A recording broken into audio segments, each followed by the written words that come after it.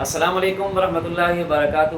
معزز سامعین، ناظرین، آج ہم جماعت ششم کی اسلامیات کے باب پنچم کا مطالعہ کریں گے، جس کا عنوان ہے حسن معاملات۔ اس چیپٹر کے پھر آگے مزید عنوانات ہیں، جن میں پہلا عنوان ہمارے پاس ہے حقوق العباد۔ تو اس سبق میں ہم سب سے پہلے حقوق العباد کا معنی اور مفہوم سمجھنے کی کوشش کریں گے۔ اس کے بعد قرآن و حدیث کی روشنی میں حقوق العباد کی اہمیت کے اوپر ہم گفتگو کریں گے، اور خاص طور پر حقوق العباد میں والدین کے ہم پر کیا حقوق ہیں اس کے حوالے سے ہم گفتگو کریں گے۔ اور پھر سب سے ہمارا جو والدین کے بعد قریبی تعلق ہوتا ہے وہ بہن بھائیوں کے ساتھ ہوتا ہے۔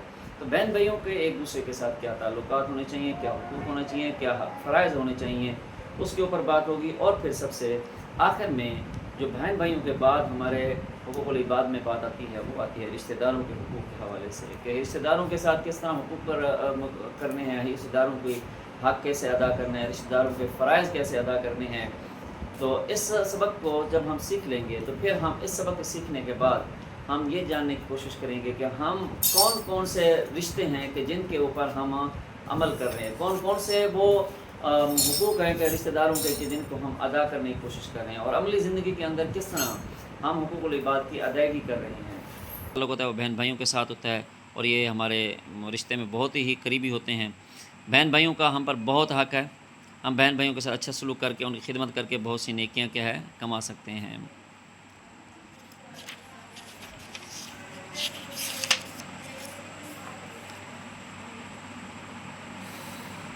بڑے بہن بھائیوں کی عزت اور احترام کرنا، ان کا کہنا ماننا اسی طرح ضروری ہے جیسے ماں باپ کا حکم ماننا کیا ہے ضروری ہے۔ تو بڑے بہن بھائیوں کی عزت اور احترام کرنا اور ان کا کہنا اسی طرح ضروری ہے جیسے ماں باپ کا حکم ماننا ضروری ہے۔ نبی اکرم صلی اللہ علیہ وسلم نے فرمایا کہ بڑے بھائی کا حق چھوٹے پر ایسے ہے جیسے باپ کا حق کیا ہے اپنے بیٹے پر ہے، جیسے باپ کا حق اپنے بیٹے پر ہے۔ چھوٹے بہن بھائیوں پر شفقت کرنا، اب بڑوں کو بھی نہیں چاہیے کہ بڑے بھائی ہے تو وہ حجتاً کیا ہے چھوٹے بھائیوں کو حقوق مار دے، نہیں، فرمایا کہ جو بڑا بھائی ہے وہ بھی چھوٹے بھائیوں پر شفقت کرنا، ان سے نرمی سے پیش آئے، ان کی مدد کرنا اور اللہ تعالیٰ کو راضی کرنے کا ذریعہ ہے۔ چھوٹے بہن بھائیوں پر جو شخص شفقت کرے گا، ان سے نرمی سے پیش آئے گا اور ان کی مدد اللہ کی رضا کے لیے کرے گا، فرمایا یہ بھی اللہ کی رضا کا سبب بنے گا۔ نبی اکرم صلی اللہ علیہ وسلم نے فرمایا جو چھوٹوں پر شفقت نہیں کرتا وہ ہم میں سے نہیں ہے۔ اگر بہن بھائیوں سے کسی بات پر ناراض ہو جائیں تو جلد ہمیں کیا ہے صلح کر لینی چاہیے، کیونکہ 3 دن سے زیادہ ناراض رہنا اللہ تعالیٰ کو پسند نہیں۔ یہ صحیح بخاری کی حدیث ہے کہ بہن بھائیوں سے کیا ہے ناراضگی نہیں رہنی چاہیے۔ اور پھر بہن بھائیوں کے بعد جو قریبی تعلق ہوتا ہے وہ ہوتا ہے رشتہ داروں کا حقوق ہوتے ہیں۔ رشتہ داروں میں چچا، تایا، ماموں، خالہ، پھوپھی، ان کے اولاد اور دوسرے رشتہ دار شامل ہیں۔ تو والدین اور بہن بھائیوں کے بعد انسان کا جو قریبی تعلق اپنی خونی رشتہ داروں سے ہوتا ہے، ان میں ان کے کون کون سے رشتے ہیں، ان میں چچا ہے، تایا ہے، ماموں ہے، خالہ ہے، پھوپھی ہے، ان کے اولاد اور دوسرے رشتہ دار کے ہیں شامل ہیں۔ رشتہ داروں کو ہر لحاظ سے اخلاقی اور مالی مدد کرنا، خوشی اور غم کے موقع پر ان کا ساتھ دینا، بیماری میں ان کی عیادت کرنا، ان کے گھر اور بچوں کا خیال رکھنا، اور جب وہ مدد کے لیے بلائیں تو ان کی مدد کرنا ہر مسلمان کا کیا ہے فرض ہے۔ تو رشتہ داروں کے حقوق میں کیا ہوگا؟ تو سب سے پہلے نمبر پر اخلاقی اور مالی مدد کرنا، نمبر 2 غم اور خوشی کے موقع پر ان کا ساتھ دینا، نمبر 3 بیماری میں ان کی عیادت کرنا، نمبر 4 ان کے گھر اور بچوں کا خیال رکھنا، نمبر 5 جب وہ مدد کے لیے بلائیں تو ان کی مدد کرنا ہر مسلمان پر کیا ہے فرض ہے۔ اللہ تعالیٰ کا ارشاد ہے وَآتِ ذِی الْقُرْبَىٰ حَقَّهُ، سورۃ بنی اسرائیل کی آیت نمبر 26 ہے کہ رشتہ داروں کو اس کا حق ادا کرو، رشتہ داروں کو اس کا حق ادا کرو۔ یہ بہت اہم ہے کہ امتحانی نقطہ نظر کے حوالے سے حدیث نبی صلی اللہ علیہ وسلم کے مطابق نادار کو صدقہ دینا نیکی ہے۔ نادار کہتے ہیں غریب مفلس، لیکن رشتہ دار کو صدقہ دینا دگنا ثواب ہے، کہ ایک تو رشتہ داری کی وجہ سے اور پھر دوسرا صدقہ دینے کی وجہ سے، یہ 2 چیزوں کی وجہ سے اس کا ثواب بڑھ جاتا ہے۔ فرمایا کہ رشتہ دار غریب اگر کوئی ہے، نادار ہے، اللہ نے آپ کو صاحب مال کیا ہے تو آپ ایسے رشتہ دار کو صدقہ ضرور دیں، ایسے صدقہ بھی ادا ہوگا اور رشتہ داری کا حق بھی ادا ہوگا۔ سنن نسائی کی حدیث ہے۔ اور اسی طرح نبی کریم صلی اللہ علیہ وسلم کا فرمان ہے رشتہ دار کے حقوق ادا نہ کرنے والا جنت میں داخل نہیں ہوگا۔ تو رشتہ داروں کے جو ہم نے اوپر 5 حقوق یہ پڑھے ہیں، تو کوشش کریں ہم ان کے اوپر کیا عمل کرنے کی کوشش کریں، جنت میں داخل نہیں ہوگا۔ نبی کریم صلی اللہ علیہ وسلم کا ارشاد ہے جس کو یہ پسند ہو اس کے رزق میں وسعت ہو اور اس کی عمر میں برکت ہو۔ یہ 2 باتیں بہت اہم ہیں۔ رزق میں ہم وسعت چاہتے ہیں، فراوانی چاہتے ہیں، عمر میں اپنی زندگی میں برکت چاہتے ہیں، تو انہیں چاہیے کہ وہ صلہ رحمی کریں، کسی سے ناراضگی کیا ہے نہ رکھیں۔ صلہ رحمی کرنے والے کے رزق میں برکت و وسعت ہوگی اور اس کی عمر میں کیا ہوگی؟ برکت ہوگی۔ تو آئیے اب ہم اس سبق کے ایکسرسائز کی طرف آتے ہیں۔ مشق میں سب سے پہلے MCQs ہیں کہ ہم پر لوگوں میں سب سے پہلا حق کیا ہے؟ ہم پر استاد کا ہے، پڑوسی کا ہے، ضرورت مند کا ہے، یا پھر والدین کا ہے؟ تو والدین کا حق سب سے زیادہ ہے۔ اور پھر دوسرے نمبر پہ MCQs ہے کہ ماں باپ کی نافرمانی کو قرار دیا گیا ہے کبیرہ گناہ، مکروہ عمل، مباح یا پھر صغیرہ گناہ۔ تو ماں باپ کی نافرمانی کو قرار دیا گیا کبیرہ گناہ، بڑے گناہوں میں سے جو بغیر توبہ کے معاف نہیں ہوتے۔ حدیث نبی خاتم النبیین صلی اللہ علیہ وسلم کے مطابق بڑے بھائی کا حق چھوٹے پر ایسے ہے جیسے ماں کا حق بیٹی پر، آقا کا حق غلام پر، استاد کا حق شاگرد پر، باپ کا حق بیٹے پر، باپ کا حق بیٹے پر۔ جیسے باپ کا حق کیا ہے؟ بیٹے پر ہے، اسی طرح بڑے بھائی کا حق چھوٹے پر ایسے ہے۔ کسی سے ناراض رہنے کی زیادہ سے زیادہ حد کیا ہے؟ 1 دن، 2 دن، 3 دن یا پھر 4 دن۔ تو کسی سے ناراض رہنے کی زیادہ سے زیادہ حد کیا ہے؟ 3 دن۔ رشتہ دار کو صدقہ دینے سے ثواب ملتا ہے 1 گنا، 2 گنا، 3 گنا یا پھر 4 گنا۔ تو رشتہ دار کو صدقہ دینے سے ثواب ملتا ہے 2 گنا۔ آئیے اب ہم آتے ہیں اس سبق کی فل ان دی بلینکس کی طرف کہ ماں باپ سے ڈیش لہجے میں بات کرو، نرم اور دھیمے لہجے میں، نرم اور دھیمے لہجے میں بات کی جائے۔ اور رشتہ دار کو اس کا ڈیش ادا کرو، رشتہ دار کو اس کا حق ادا کرو۔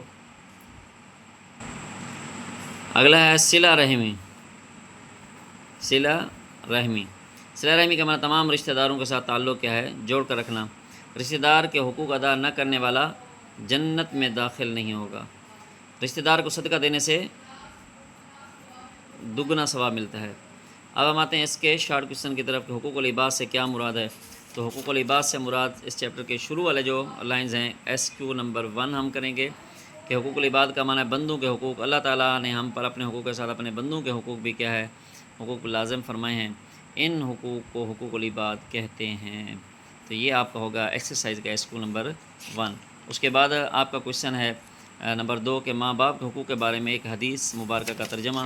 تو ہم نے والدین کے حقوق میں یہ حدیث پڑھی ہے کہ نبی خاتم النبیین صلی اللہ علیہ وسلم نے کیا فرمایا کہ اللہ کی رضا باپ کی رضا میں ہے اور اللہ کی ناراضگی کیا ہے؟ باپ کی ناراضگی میں ہے۔ تو اس کو آپ کہیں گے SQ نمبر 2، SQ نمبر 2۔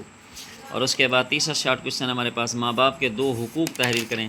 تو ماں باپ کے 2 حقوق میں یہ ہم نے 8 حقوق پڑھے تھے، تو ان میں سے کوئی سے 2 آپ کر سکتے ہیں کہ ان کا کہاں مانا جائے، نرم اور دھیمے لہجے میں بات کی جائے، ان کی خدمت میں کوئی کسر نہ چھوڑی جائے۔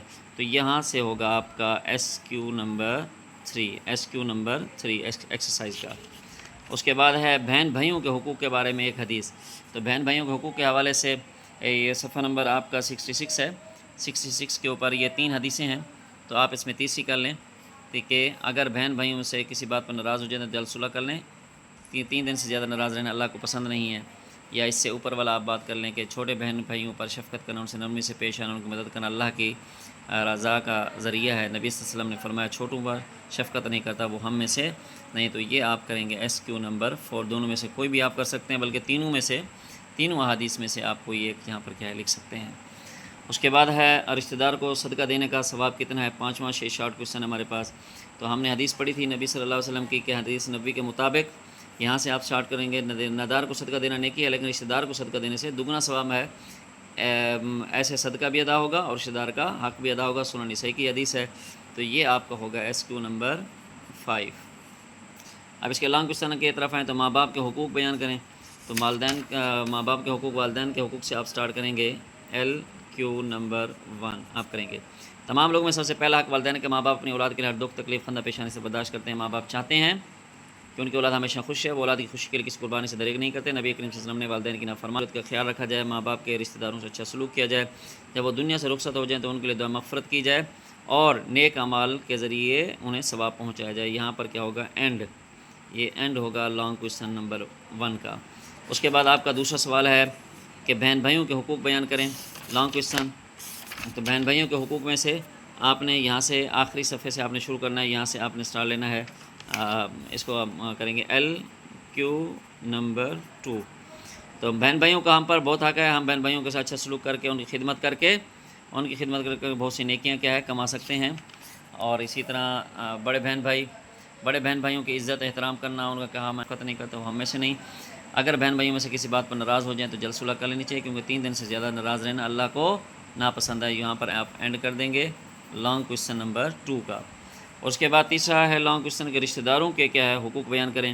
تو رشتہ داروں کے حقوق، رشتہ داروں کی ہیڈنگ ہے، رشتہ داروں کی ہیڈنگ سے آپ کریں گے LQ نمبر 3، اور یہ آپ کا آئے گا چیپٹر کے اینڈ تک، یہ مکمل آپ کا یہ حصہ جو ہے یہ آپ کا LQ نمبر 3 ہوگا۔ تو عزیز طلبہ کرام، اس سبق کو پڑھنے کے بعد ہم کوشش کریں کہ ہم اپنے والدین کی نافرمانی نہ کریں، والدین کے ساتھ فرما برداری اختیار کریں، اپنے بہن بھائیوں کا حقوق جو ہیں وہ ہم ادا کریں، اور اسی طرح رشتہ داروں کے بھی حقوق ادا کریں۔ اللہ تعالیٰ ہم سب کو عمل کی توفیق عطا فرمائے۔ الحمدللہ آج ہم نے جماعت ششم اسلامیات کے سبق حقوق العباد کا مطالعہ کیا ہے، اور ہم نے یہ جاننے کی کوشش کی ہے کہ ہمارے حقوق کا، ہمارے ذمہ داری کا سب سے پہلا حق کس کا ہے؟ تو سب سے پہلا حق ہمارا والدین کا ہے، اور اس کے بعد پھر بہن بھائیوں کے حقوق کی بات ہے، اور پھر اس کے بعد آخر میں ہم رشتہ داروں کے حقوق کے حوالے سے بات کریں گے۔ تو آپ کو ہماری یہ ویڈیو مفید لگی تو آپ اس کو اپنے دوستوں کے ساتھ ضرور شیئر کریں، اس چینل کو سبسکرائب کریں، ہمارے ساتھ ضرور جڑیں، اور پھر سب سے اہم بات کہ اس سبق کو پڑھنے کے بعد آپ نے اس سبق کو اپنی عملی زندگی کے اندر اختیار کرنے کی کوشش کرنی ہے۔ دعا کریں اللہ رب العزت ہم سب کو اس پر عمل کی توفیق عطا فرمائے۔ السلام علیکم ورحمۃ اللہ وبرکاتہ۔